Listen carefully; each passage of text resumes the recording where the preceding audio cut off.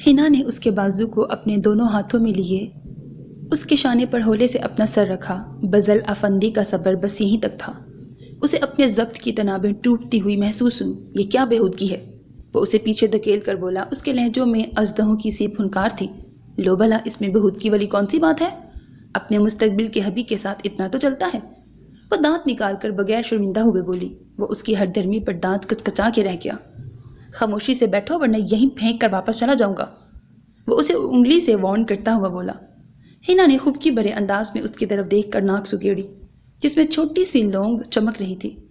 उस छोटी सी लड़की को देख कर न जाने क्यों उसके हवास साथ छोड़ने लगे थे। जाने कैसे वो खुद पर काबू किए हुए था। जितना वो उससे बचकर निकलने के जतन कर रहा था वो बार बार उसे अपनी तरफ माइल कर रही थी। तुम आखिर मेरी बात मान क्यों नहीं लेते? क्यों तुम्हें दिल से इतनी बेदिली है? क्यों तुम मेरी मोहब्बत को पहचान नहीं पा रहे? तुम क्यों समझ नहीं पा रहे कि मेरे दिल को सिर्फ तुम्हारी ही तमन्ना है?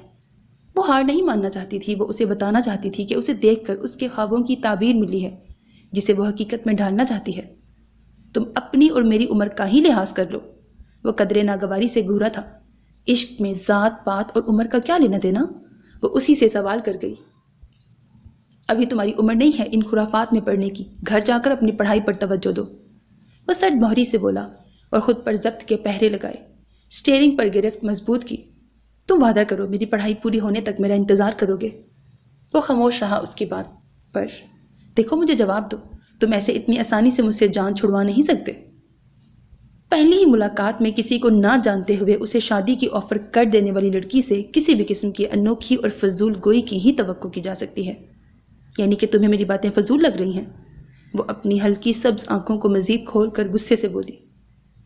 सो मेरे अजीज़ लिसनर्स, ये नावल एज डिफरेंस बेस्ड है। लड़की तकरीबन 16 या 17 साल की होती है और जो इसमें हीरो है वो 40+ होता है। इसमें ना पास्ट की स्टोरी चलती है। लड़की बड़ी लाइक शौक सी चंचल सी होती है, थोड़ी बोल्ड टाइप भी होती है और लड़का रूड सा है। इस तरह से लाइक स्टोरी इन लोगों की चलेगी आगे।